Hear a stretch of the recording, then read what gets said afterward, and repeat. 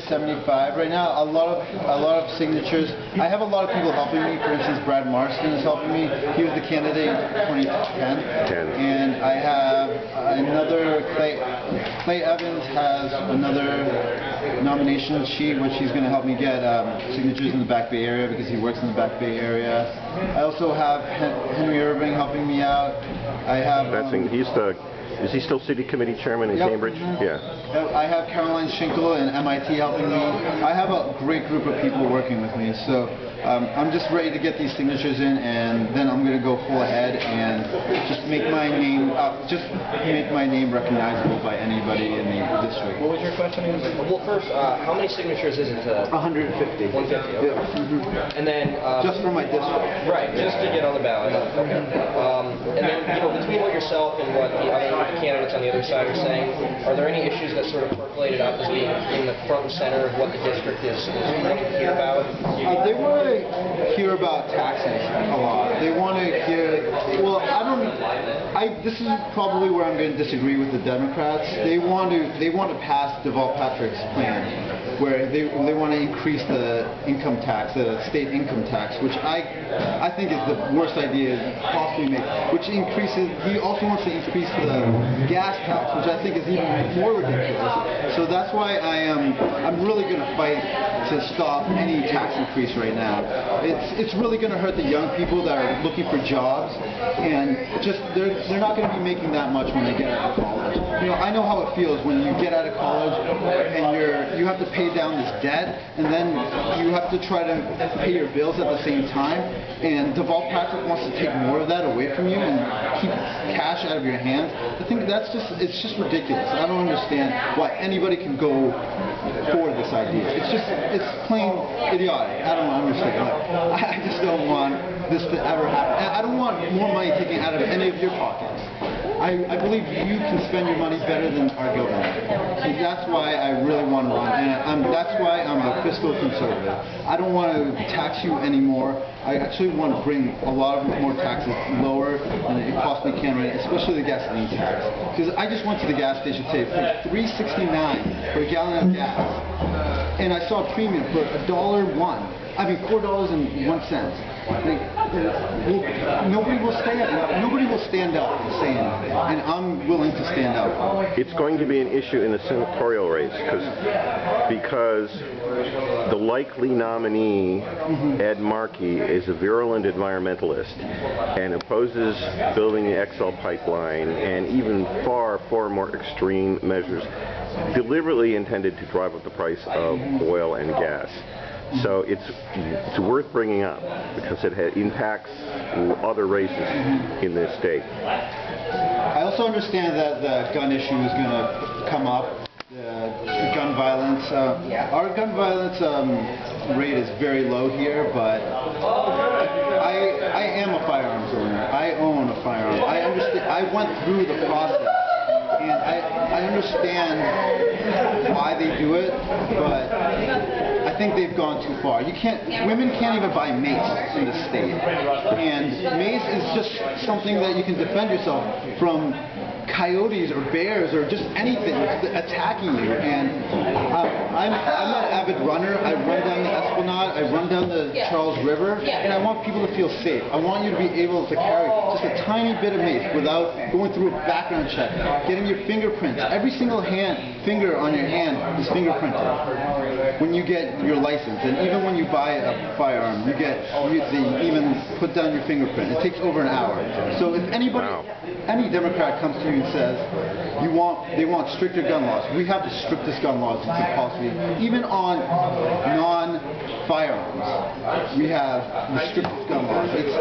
It's out of control, and I just want a little more leniency, a little more protection, a little more self-defense for everybody. I've been a victim of home invasion, and I've seen the very ugly side of home invasion.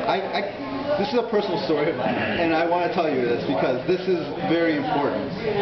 I was taking a shower one time, and I came out of the shower just with a towel on, and there was a man in my bedroom. I had no idea who it was. So all I did was just grab my firearm, and he ran right away. If I didn't have if I was completely naked, I didn't have my cell phone on me, and I couldn't call the cops. I couldn't do anything. All I could do was grab my firearm, and he ran right away. And I have a lot more personal stories that I can use to defend myself against any Democrat right now. So, if I really hope that you can support me or volunteer or even donate to me. I will give you my Facebook address, my phone number, or you can talk to Frank. And you know, any support to help this campaign is much appreciated. One last question, which is that every district has a local issue. It's usually not one that's particularly ideological. I know what it is in my district. Do you have one in your district? Because sometimes, you know, people up in Beacon Hill, they're relatively insulated by the economy, but there's something. There's an overpass. There's a park. There's one issue that Beacon Hill is interested in. They want a public school in their area. There isn't one now. Yeah, there isn't one now, but they do want one. And I remember I was talking to Brad Marston. He really thought that it was a great idea, and I do support a public school.